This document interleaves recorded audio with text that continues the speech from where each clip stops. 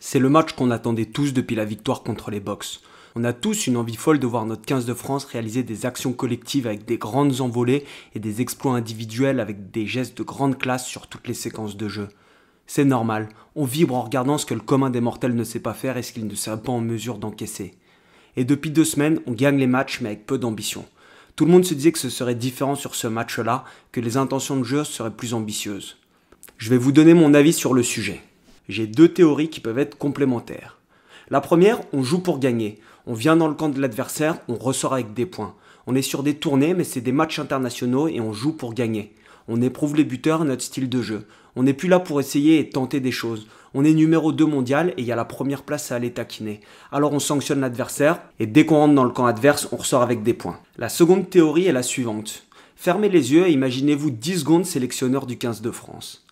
Après une série de 12 victoires consécutives, avez-vous envie d'avoir des intentions de jeu, de prendre les pénaltouches dès le début du match, ou de sécuriser et souhaitez-vous garder le réalisme de votre équipe et augmenter le niveau du record?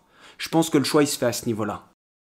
Comme de nombreuses équipes sur cette tournée, les Japonais ont fait le choix de prendre une pénaltouche. En effet, eux ils sont pas en train de jouer les 2 premières places du classement mondial. On peut pas leur en vouloir à ces équipes d'avoir des intentions de jeu. Et nous on continue de gagner, c'est le plus important. J'ai noté 2 points intéressants sur le jeu des Japonais. Le premier, c'est qu'ils sont souvent venus attaquer ces zones très proches des rucks, là où normalement on a ces 2 leaders défensifs qui viennent combler et empêcher le 9 de démarrer. Et en deuxième mi-temps, notamment, on prend un essai sur cette zone-là. Ça part d'une contre-attaque anodine où la défense française arrive à mettre les Japonais sous pression. Et là, on va voir le joueur japonais qui accroche Jelonch et donc qui empêche un leader de circuler ou de se replacer. Et le 9 vient menacer cette zone avec un joueur qui vient se proposer à hauteur très très fort. Il y a un franchissement, le 9 vient redoubler sur l'extérieur, les Japonais jouent très très bien le coup avec une passe au contact qui n'est pas évidente à faire entre 2 joueurs et ils scorent comme ça. On a vu quelques équipes le faire sur cette tournée et j'ai l'impression que les staffs étudient beaucoup le sujet en ce moment. En effet, c'est une zone de fracture qui est très très proche de la zone de combat et c'est une vraie question qu'on doit se poser.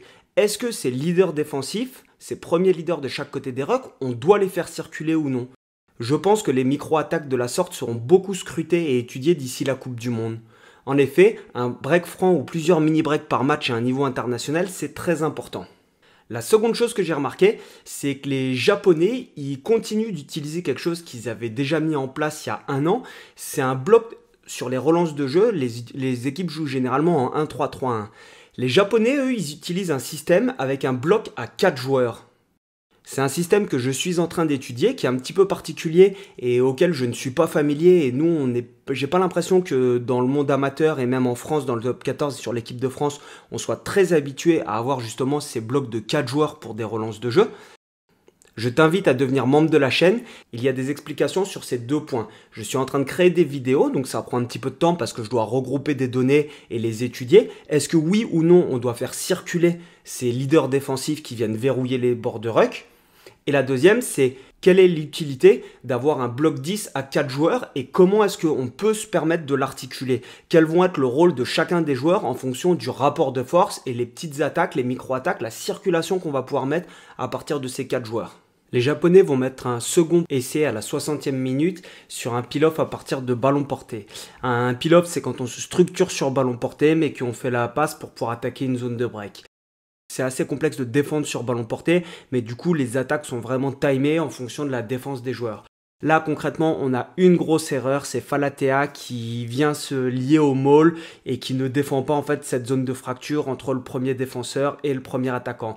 Et donc du coup c'est très bien joué de la part des Japonais où il y a un joueur qui va se proposer sur le fermé justement pour essayer de bloquer et de mettre des faux appels pour perturber la lecture des Français. On se retrouve avec Jelonch qui ne peut rien faire parce qu'il défend sur le porteur de balle et le porteur de balle transmet à son -1 où il aurait dû avoir Falatea. J'ai trouvé la France très sérieuse et appliquée. Prendre le contrôle du match en scorant rapidement, maintenir l'adversaire sous pression chez lui comme on le fait régulièrement, à la différence que sur ce match, au vu des conditions climatiques et peut-être de l'état du terrain, on a décidé de pousser en bout de ligne dans le dos de la défense. Il y a 3 cas de figure quand on fait cela. Soit on met l'adversaire sous pression. Imaginez-vous un ballon à 10 mètres de votre en-but, proche de la ligne de touche avec des défenseurs qui sont en train de vous rusher.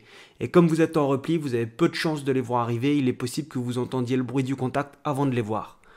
Soit le ballon sort en touche et vous pourrez contester le ballon en l'air ou récupérer la possession sur le temps suivant, soit vous récupérez le ballon pour marquer.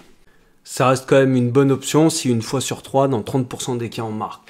En tout cas, cet essai de Penaud, même lui, quand on voit sa tête, quand il le met, il se demande comment c'est possible qu'il soit passé. Mais on pousse en bout de ligne, erreur de la défense, fort bon, allez hop, c'est parti. Je vais m'attarder un petit peu sur cet essai qui intervient 5 minutes avant la mi-temps. Il est assez intéressant puisqu'on a une touche qui n'est pas propre, qui est contestée, on récupère la possession du ballon et là on se demande comment est-ce que Lucu il fait pour passer. Très bon soutien de Olivon et on marque l'essai. On va revoir l'action un petit peu en détail, on va s'y intéresser. Sur une touche, on laisse généralement le 9 dans le couloir des 5 mètres pour pouvoir défendre puisque son ailier n'est pas là et l'ailier va devoir basculer pour aller couvrir une zone plus lointaine si le ballon se déplace. Et donc on laisse toujours le 9 dans le couloir des 5 mètres et qui va défendre généralement sur le premier temps dans ce couloir des 5 mètres. On va s'apercevoir que là, quand la touche est contrée et que le ballon part au sol, le 9 il retire le frein à main et il monte très fort pour essayer de récupérer le ballon ou de plaquer le plus haut possible. Lucu le voit et il vient attaquer les espaces. Cet espace est très bien montré par Antonio. Et ce qui est marrant, c'est que quand on voit Antonio, vous imaginez quand on est derrière lui pour voir ce qui se passe, où est le ballon, ça doit pas être évident. Et là, on le voit, il indique à Lucu où est-ce qu'il faut passer. Et on arrive à la mi-temps quand même sur ce score de 21-3 sur un match international. Je ne sais pas si vous vous rendez compte, 21-3. Si tu es entraîneur et qu'à la mi-temps, tu n'as pas été réellement inquiété et que tu mènes 21-3, tu es plutôt content. Après, nous, je pense que le public, on est devenu très exigeant avec ce 15 de France puisqu'il nous a habitués à faire des exploits. Mais en soi, tu mènes 21-3 à la mi-temps. Malgré un essai pris en début de seconde mi-temps par les Japonais, je pense que l'entrée de Jalibert nous fait énormément de bien. Il arrive avec des petits jeux au pied par-dessus à déstabiliser la défense et il est à l'origine, il me semble, de 2 des 3 essais en deuxième mi-temps. Il a été capable d'amener du peps, de gagner des duels et tout simplement de nous faire vibrer, de réveiller un petit peu le match sur lequel, même si on mène 21-3, on a l'impression de s'endormir. On va s'intéresser notamment à cet essai. On part d'un renvoi dans but où on déplace le ballon, on essaye de trouver des failles, d'attaquer la zone des 15, etc.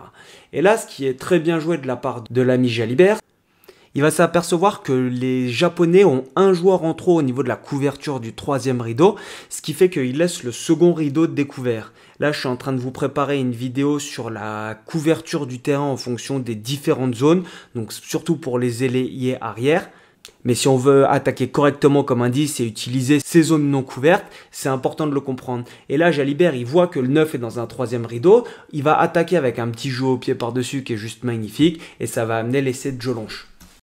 Tout d'abord, merci pour tous les commentaires, les likes et les tips que j'ai eu pour la dernière vidéo.